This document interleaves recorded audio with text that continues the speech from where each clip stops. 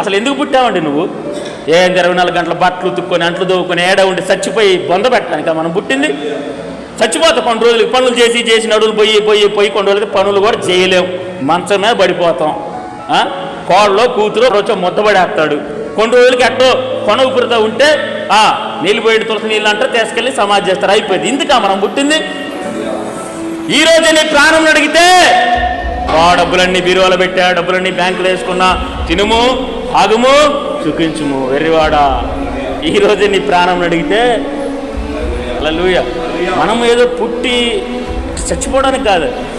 దేవా చెప్పండి ఒకసారి, దేవా నేనేం చేయాలి నీ కోసం?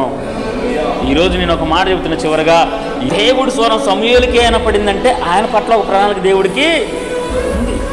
దావీదుకి వినపడిందంటే దావీదు పట్ల దేవుడికి ఒక ప్రణాళిక ఉంది. మండుచున్న పొదలో మోషేకి దేవుడి స్వరం వినపడిందంటే ఆయన పట్ల దేవుడికి ఒక ప్రణాళిక